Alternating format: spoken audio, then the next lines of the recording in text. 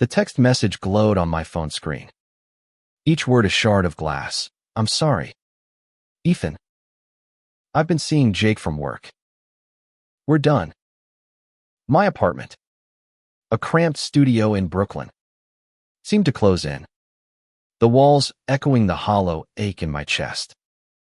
I stared at the screen, rereading the message from Caleb, my boyfriend of 3 years, until the words blurred into a smear of betrayal. I'd trusted him, built a life around him. We'd spent countless nights planning a future weekends in the Catskills, a dog we'd named Scout, a house with a porch swing. And now, he was with Jake, the smug graphic designer from his ad agency, who always lingered too long at Caleb's desk. I tossed the phone onto the couch and sank to the floor, the hardwood cold against my palms. How had I not seen this coming? The city outside buzzed with its usual chaos, honking taxis, distant sirens, but inside, I was unraveling. I wanted to scream, to confront Caleb, to demand answers. But what good would it do? He'd made his choice. I was alone, discarded like a draft he'd scrapped for something shinier. Then, as I sat there, drowning in the wreckage of my heart, a notification pinged. An email from an address I didn't recognize. Midnight masquerade at Enigma. Calm. The subject line read, an invitation for Ethan Moore. Curiosity tugged me out of my spiral. I opened it. The email was brief, almost cryptic. You're invited to a midnight party at the Glass House, 23rd Street. Come as you are. Masks provided. Say yes. No name. No explanation. Just an address and a time tonight. 11:59 p.m. It felt like a prank. But something about the tone, the specificity, stirred a reckless spark in me. I just lost everything. What did I have to lose by saying yes? I stood, wiping my face, and caught my reflection in the window, disheveled dark hair, red-rimmed eyes, a man who looked like he'd been punched by life. But beneath the hurt, a flicker of defiance burned. Caleb didn't get to break me. Not completely. I grabbed my jacket, the email's words looping in my mind. Say yes. Maybe this was madness, but madness felt better than despair. The Glass House was a sleek, modern venue tucked between aging brownstones, its frosted windows glowing with warm light. A doorman in a black suit checked my name against a list, his face unreadable, and handed me a silver mask, simple but elegant, with intricate swirls around the eyes. I slipped it on, the cool metal grounding me as I stepped inside. The air thrummed with music, soft jazz laced with an electronic pulse. In the room was alive with masked figures, their laughter and chatter weaving a tapestry of mystery. I scanned the crowd, feeling out of place in my jeans and faded sweater. Everyone else seemed to belong: women in flowing dresses, men in tailored suits, all moving with an ease I couldn't muster. Then, across the room, a man caught my eye.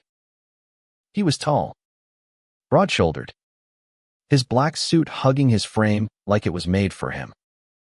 His mask was gold, catching the light as he turned, and his eyes piercing, hazel, almost luminous, locked onto mine.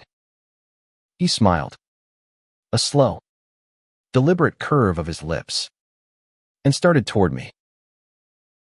Ethan, he said, his voice low and warm, like a secret shared over whiskey. You came. I froze. How do you know my name?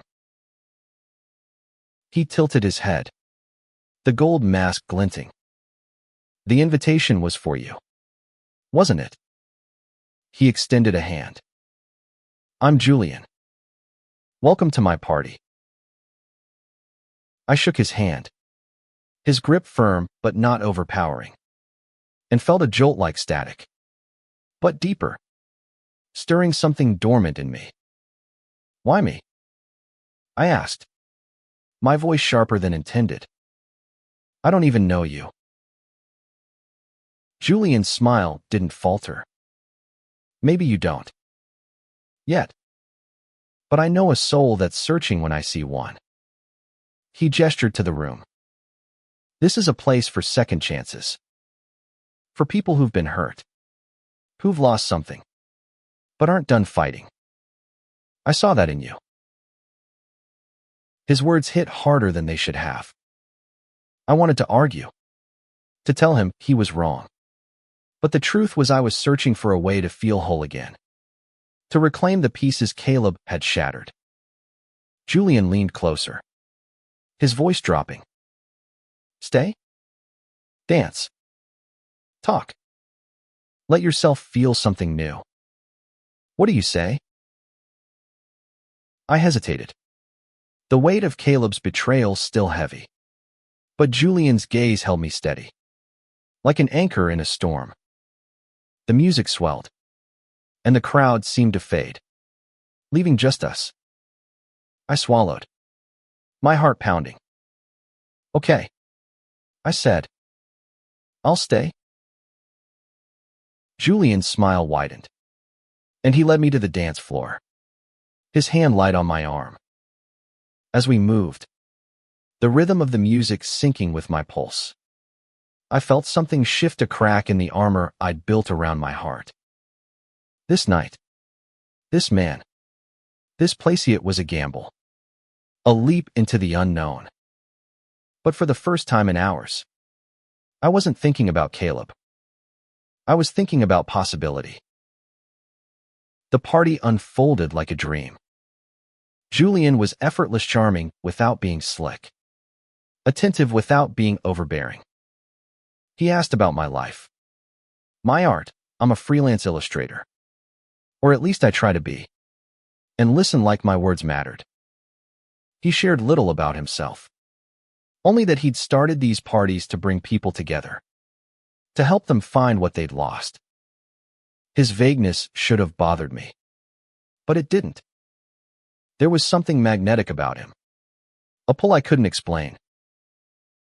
As the night wore on, the crowd grew looser. Masks slipping to reveal flushed faces. Eyes bright with connection. I saw couples forming. Friends laughing.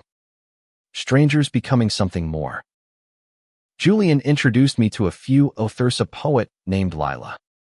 A musician named Theo, but he always returned to me. His presence a constant thread. By 2 a.m. My exhaustion had melted into exhilaration. I felt alive. Seen. In a way I hadn't in months. Then, as the party began to thin, Julian pulled me aside to a quiet balcony overlooking the city. The skyline sparkled. A sea of lights stretching to the horizon. He leaned against the railing, his mask now dangling from his hand, revealing sharp cheekbones and a jawline that could cut glass. Ethan, he said softly, what do you want? Not before tonight. Not what you had with him. Right now. What do you want? I didn't know how to answer. I wanted to forget Caleb. To erase the pain. But more than that, I wanted to feel like I mattered again. Like I was enough. I looked at Julian, his eyes searching mine, and something reckless surged in me. I want to start over. I said, I want to be someone new. He nodded, as if he'd expected that. Then let's make it happen. But first, he reached into his pocket and pulled out a small silver key. Its surface etched with a tiny star. This is for you. Keep it. It'll mean something later. I took the key, its weight surprising in my palm. What's it for? Julian's smile was enigmatic. You'll know when the time comes. He stepped closer, his breath warm against my cheek. This night isn't the end, Ethan. It's the beginning. Trust me. I wanted to ask more, but the moment felt fragile, like a bubble that might burst. So I nodded, slipping the key into my pocket, and let the city's hum fill the silence. For the first time in a long time, I felt hope raw, unsteady, but real. The morning after the party, I woke with the silver key on my nightstand, glinting in the sunlight filtering through my blinds. My head throbbed, not from drinking, but from the whirlwind of emotions that had kept me up until dawn. Julian's face lingered in my mind, those hazel eyes, that half-smile, the way he'd made me feel like I could be more than the wreckage Caleb left behind. I dragged myself to the kitchen, brewing coffee strong enough to jolt me back to reality. The key sat heavy in my thoughts, a puzzle I couldn't solve. I turned it over in my hands, tracing the star etching, wondering what Julian meant by, "You'll know when the time comes." Part of me wanted to email him, demand answers, but the mystery was part of the allure. For now, I tucked the key into my wallet and tried to focus on the day ahead. Work was a slog. I had a deadline for a book cover illustration, but my sketches felt flat, uninspired. My phone buzzed incessantly, texts from friends checking in, none of whom knew about Caleb's betrayal yet. I couldn't bring myself to tell them. Not because I was ashamed, but because saying it out loud would make it real. Instead, I dove into the city, letting its rhythm distract me. I wandered through Prospect Park, sketching strangers, their faces a blur of stories I'd never know. But every so often, I'd catch myself looking for Julian in the crowd. That evening, I found myself back at my laptop, staring at the midnight masquerade at Enigma. Com address. I typed a quick message. Last night was unexpected. What's the deal with the key? Ethan. I hit send before I could overthink it, half expecting no reply. To my surprise, a response came within minutes. Glad you felt it. Ethan. The key unlocks more than you think. Meet me tomorrow, 8 p.m. The Rusty Anchor. Bring it. The Rusty Anchor was a dive bar in the East Village, all chipped wood and neon signs, the kind of place where secrets felt safe. I arrived early, the key burning a hole in my pocket. Julian was already there, leaning against the bar, his gold mask replaced by a casual leather jacket and a scarf that looked too expensive for this place. He spotted me and waved me over, his smile disarming. Ethan, he said, sliding a glass of bourbon my way. You look like you've got questions. I laughed, a little bitterly. Understatement. Why me? Julian. Why the key? What is this, some kind of game? He leaned back, studying me. Not a game. A chance. I told you. I see people who are searching. You're not just hungry for something more. The key's a symbol. It opens doors, literal and otherwise. But you have to choose to use it. I frowned, sipping the bourbon to buy time. Doors to what? To yourself, he said simply. To who you can be. The party was just the start. There's more out there, people. Places. Truths. But you have to take the risk. His words stirred something in me. a mix of excitement and unease.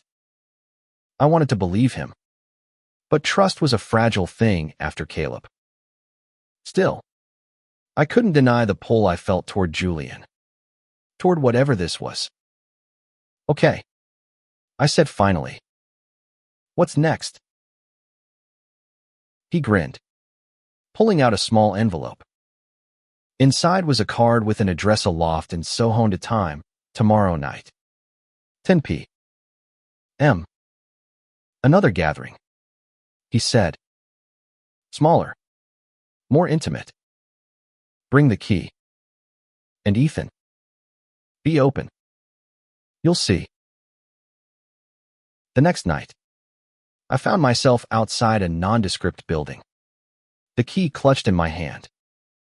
The loft was a revelation, exposed brick, fairy lights, a mix of artists, activists, and dreamers, all gathered around a long table laden with wine and food. Julian introduced me as the artist with the spark, and I blushed and used to the attention. The group was eclectic, each person carrying their own scars and stories. But there was a warmth, a sense of belonging I hadn't felt in years. I met Sam, a trans poet whose words cut straight to the bone, and Mia, a dancer who'd fled a conservative town to chase her dreams in New York.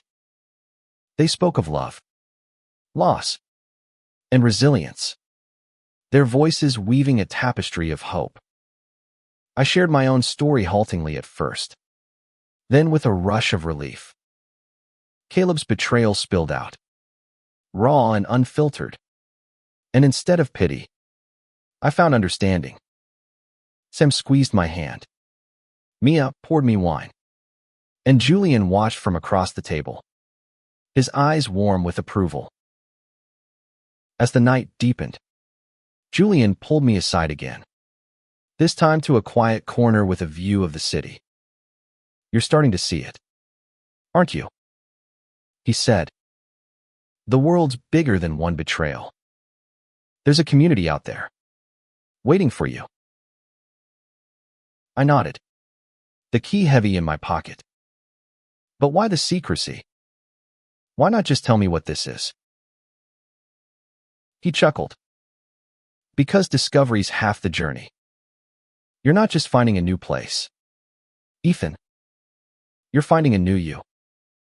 The key's a reminder. You hold the power to unlock it. I wanted to ask more, but a shout from the table drew us back. Sam was reading a poem, their voice rising and falling like a tide. And I felt a connection, raw and real. For the first time, I wasn't just surviving Caleb's betrayal. I was living beyond it.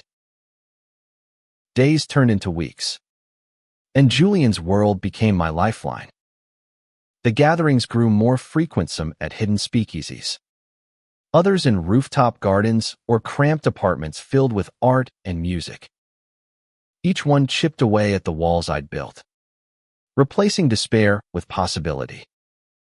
The key stayed with me, a talisman of change, though its purpose remained elusive. Julian never explained, only smiled that maddening, magnetic smile and said, "Patience, Ethan. You'll know." I started sketching again, my art taking on new life. Where my work had once been muted, safe, it now burst with color-bold lines, raw emotion, inspired by the people I met. Sam's poetry became my muse, their words about identity and defiance weaving into my illustrations. Mia taught me to dance, her laughter infectious as we spun across creaky floors. And Julian was always there, a steady presence, guiding without pushing, his hazel eyes catching mine in moments that felt too charged to be casual. But Caleb lingered like a ghost. I'd see him in the city, sometimes on a subway platform, outside a coffee shop, always with Jake. Each glimpse was a knife, reopening wounds I thought were healing. I didn't tell Julian. Didn't want to admit how much it still hurt. But he seemed to sense it. One night, after a gathering where I'd been quieter than usual, he pulled me onto a fire escape. The city sprawling below us. "You're carrying him with you," Julian said, his voice gentle but firm. "Caleb, he's still in your head." I gripped the railing, the metal cold under my fingers. I don't know how to let go. He was everything. "No," Julian said, stepping closer. "He was a chapter, not the whole story. You're writing the rest now. Ethan, don't let him hold the pen." His words hit hard, and for a moment, I couldn't breathe. I wanted to argue, to say it wasn't that simple. But the truth was I was tired of hurting. Tired of feeling small. I looked at Julian, his face half lit by the city's glow, and felt that pull again. Stronger now. "What do you want from me?" I asked, my voice barely above a whisper. He didn't answer right away. Instead, he reached out, his fingers brushing my jaw. Light but deliberate. "I want you to see what I see. Someone brave. Someone worth knowing. Someone who's enough. Just as he is." My heart stuttered. The air between us crackled, and I leaned into his touch, drawn by a warmth I hadn't felt in months. But before anything could happen, a shout from inside broke the moment. Sam, drunk on wine and joy, was calling us back for a toast. Julian smiled, stepping back. "Come on," he said. "They need their artist." The rest of the night was a blur of laughter and stories. But Julian's touch stayed with me. A quiet promise. I started to wonder if the key wasn't just about doors or gatherings, it was about him. About us. The thought scared me, but it also thrilled me. I was falling for him, and I didn't know if I was ready. The next gathering was different. Julian texted me an address, a warehouse in Bushwick. All graffiti and exposed beams. The crowd was smaller, edgier, with a raw energy that felt like a pulse. There was a stage, and Sam performed. Their poetry, a fierce declaration of self. I sketched them in real time, my pencil flying across the page, capturing the fire in their eyes. When they finished, the room erupted, and Sam pulled me into a hug, whispering, "You're one of us now, Ethan." Julian watched from the sidelines, his expression unreadable. Later, he found me by a makeshift bar, pouring us both drinks. "You're different," he said. "Lighter. Like you're starting to believe in yourself." I shrugged, but I knew he was right. The gatherings, the people, him, they were reshaping me. "What about you?" I asked. "You're always giving, always guiding. What do you get out of this?" He paused, swirling his drink. "I get to see people like you come alive. That's enough." It wasn't, though. I saw it in his eyes. A flicker of something deeper. Something he wasn't saying. I wanted to push, to ask about his past, his story. But the moment passed. Instead, he handed me another card. This one with a date and time, but no address. "Next one's special," he said. "You'll need the key. Trust me." I nodded, my fingers brushing the key in my pocket. Whatever this was, I was in fully, recklessly, completely. The card burned a hole in my wallet for days. No address. Just a dated tomorrow and a time, midnight. Julian's text came later. Meet me at the High Line. Bring the key. The High Line at midnight was a strange choice. Deserted and quiet. Its elevated path winding through the city like a secret. I arrived early. The key heavy in my hand. My heart a mix of nerves and anticipation. Julian was waiting by a bench. His silhouette sharp against the city lights. He wore no mask this time. Just a dark coat and that same scarf.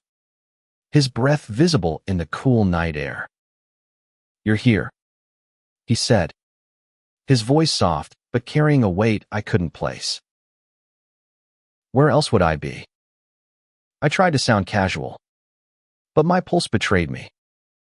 What's this one about? Another party? He shook his head, gesturing for me to follow.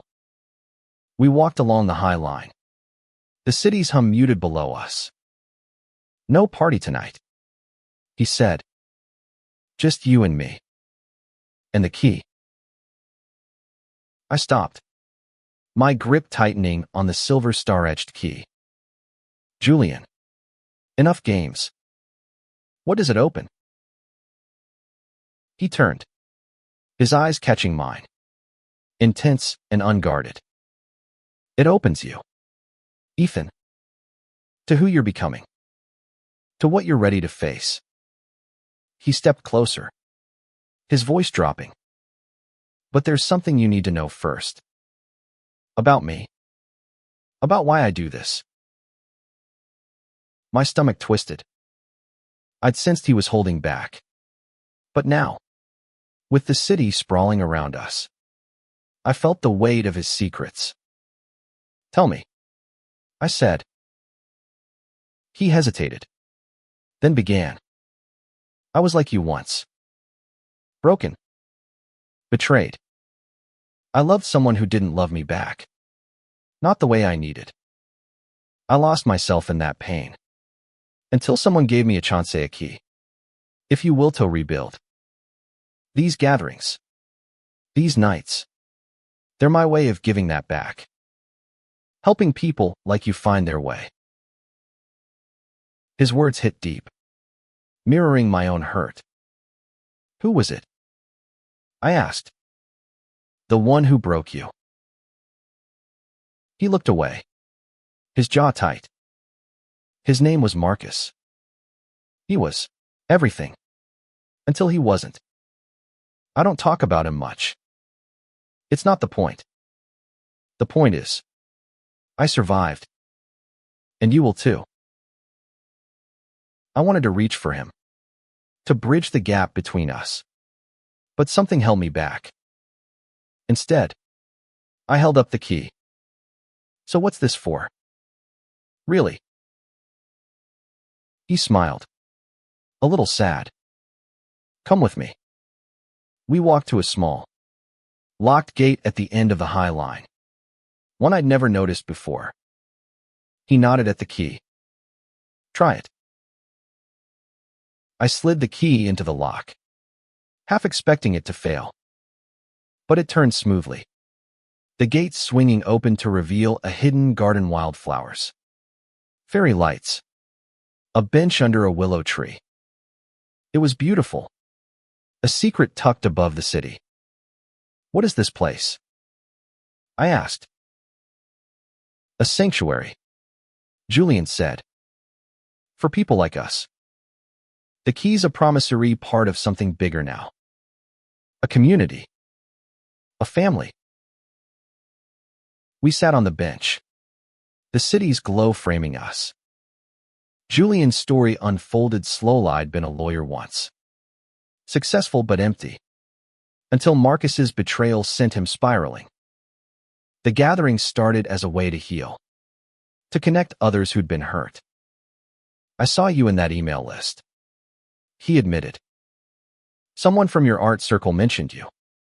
Said you were talented, but stuck. I knew you needed this. I felt exposed. but not angry. He'd seen me, truly seen me, before I'd even met him. Why me, though? I asked again. Why go to all this trouble? He looked at me, his eyes raw. Because you reminded me of me. And because I felt something. That first night. I still do. My breath caught. The air between us shifted, charged with possibility. I leaned closer, my hand brushing his. And for a moment, I thought we'd kiss. But he pulled back, standing abruptly. Not yet, he said, his voice rough. You're still healing. I won't be your rebound. I wanted to argue, to tell him he was wrong. But deep down, I knew he was right. Caleb's shadow still lingered. Instead, I nodded, the key warm in my palm. What now? I asked. Now, he said. You keep coming. Keep growing. The rest will come when you're ready. The garden became my refuge.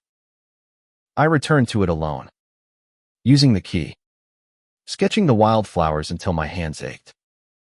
Julian's words echoed, "You're still healing." He was right, but it stung.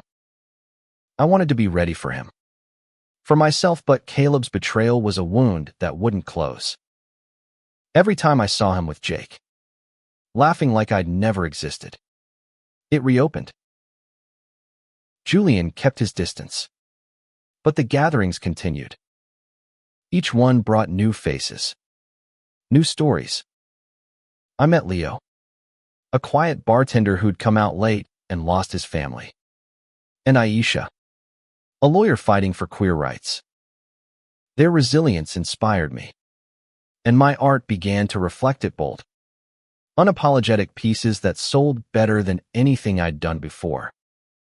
My life was shifting, but the pull toward Julian grew stronger, a current I couldn't fight. One night, at a loft in Chelsea, I saw Caleb. He was there, uninvited, with Jake, their hands intertwined. My stomach dropped. Julian was across the room, talking to Sam, but his eyes found mine, sensing my panic. I wanted to run, but something pried, maybe kept me rooted. Caleb approached, his smile hesitant. Ethan, I didn't expect. Don't. I cut him off, my voice cold. You don't get to do this. Not here. Jake stepped forward, his jaw tight. We're just here to support a friend. Chill. I laughed. Bitter. Support. Like you supported me when you were sneaking around. The room quieted. Eyes on us. I didn't care. The hurt I'd buried surged up, raw and ugly. Julian was at my side in an instant, his hand on my shoulder. You okay? He murmured. I nodded, but I wasn't. Caleb's presence was a violation, tainting this space I'd come to love. I need air, I said, brushing past them to the roof. The city stretched out, indifferent, and I let myself cry angry, cleansing tears. Julian followed, silent at first. Then, you faced him. That's strength. Ethan. It doesn't feel like it, I said, wiping my eyes. It feels like I'm still losing. He sat beside me, close but not touching. You're not. You're claiming your space. He doesn't own you anymore. I looked at him, his face soft in the moonlight. Why do you care so much? Julian. Really? He exhaled, running a hand through his hair. Because you're not just another guest. I feel something for you. But I won't push. You need to be whole first. His honesty disarmed me. I wanted to tell him I was ready. That I felt it too. But the words caught in my throat. Instead, I leaned against him, his warmth steadying me.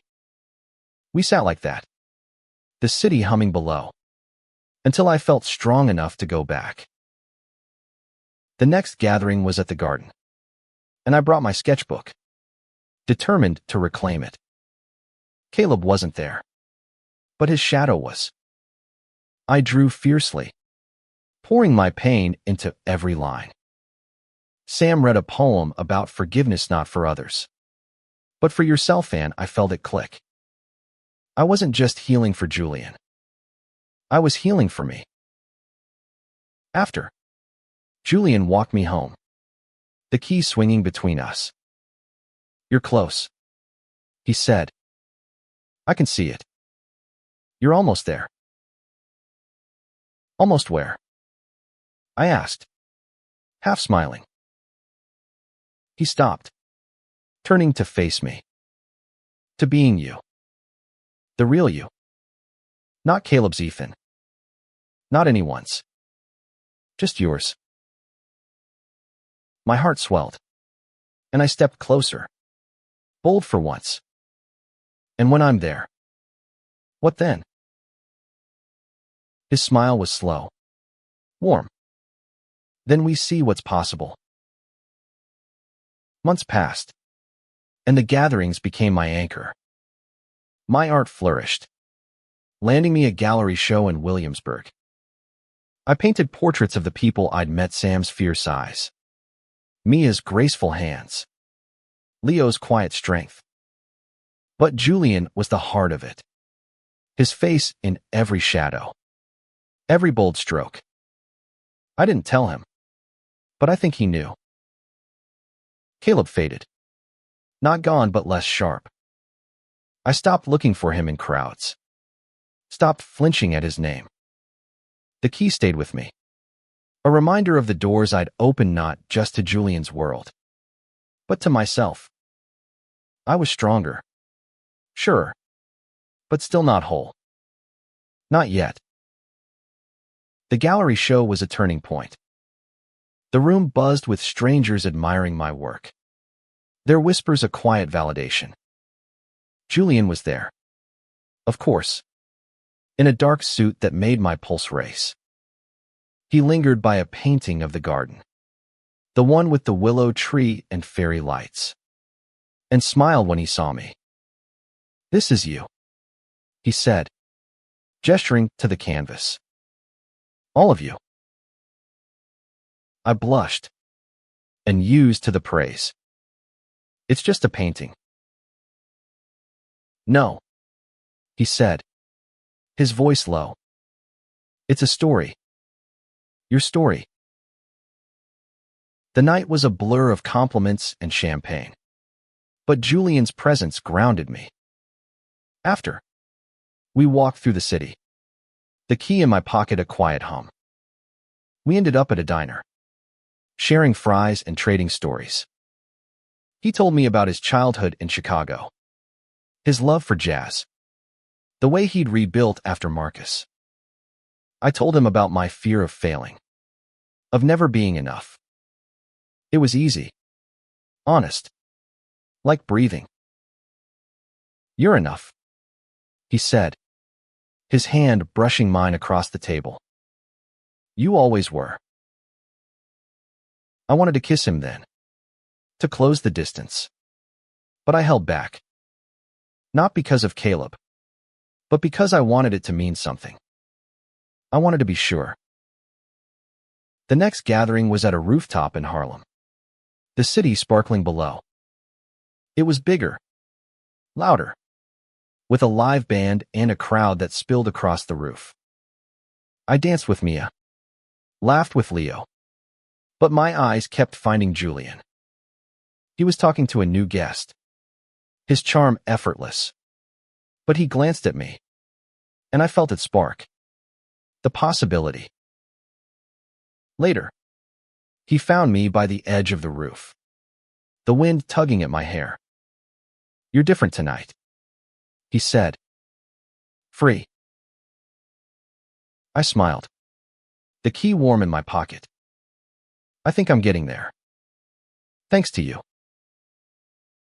He shook his head. "Not me. You did this, Ethan."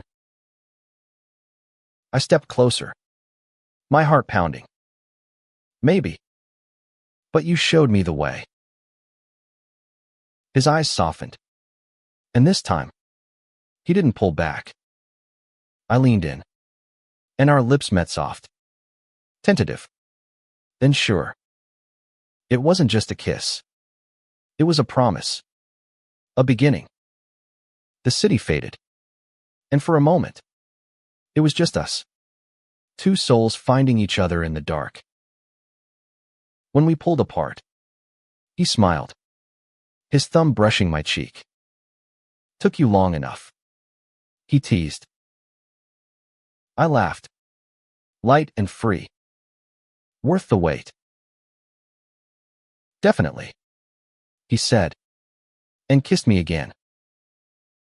Kissing Julian changed everything. It wasn't just the spark. The heat, it was the clarity. I wasn't just healing. I was whole. Not perfect. Not fixed. But enough. The key, still in my pocket, felt like a milestone. A symbol of the journey I'd taken from Caleb's betrayal to this moment. We didn't rush. Julian insisted on slow, on building something real. We went on dates, quiet dinners, walks through Central Park, nights at jazz clubs where he'd hum along to the music, his hand warm in mine. He shared more of himself, his fears, his dreams, the way Marcus's betrayal had nearly destroyed him. I shared my own scars, my art, my hope for a future I could believe in. It was messy, imperfect, but it was ours. The gatherings continued, and I became a fixture, not just a guest. I helped Julian plan them, suggesting venues, inviting artists I'd met through my gallery show. Sam and Mia teased me about Julian, calling us the power couple. And I laughed, but it felt right. The community we'd built was a family, one that held space for all of us, queer, straight, trans, cis, broken, healing. It was love in its purest form. But Caleb wasn't done haunting me. One night, at a gathering in a Brooklyn warehouse, he showed up again, alone this time. I saw him before he saw me, his face drawn, his confidence gone.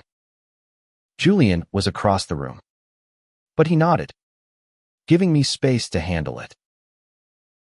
"Ethan," Caleb said, approaching cautiously. "Can we talk?" I crossed my arms, the key in my pocket grounding me. "What's left to say?" He looked down, his voice small. "I messed up. Jake and I, it's over. I didn't know what I had with you."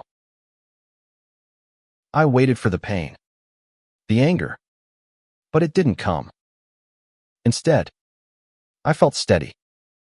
"You made your choice, Caleb. I've made mine." He flinched, but nodded.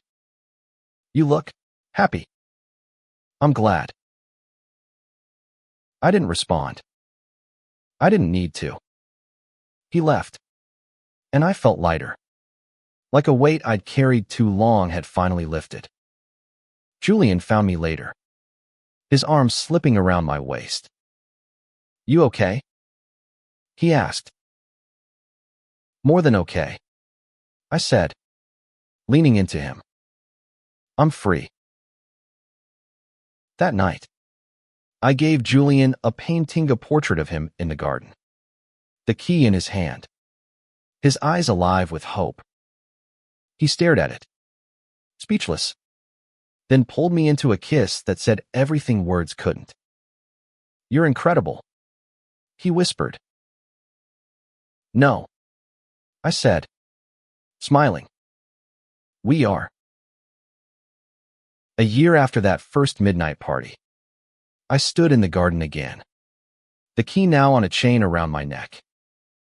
Julian and I were hosting a gathering not just for the community, but for us.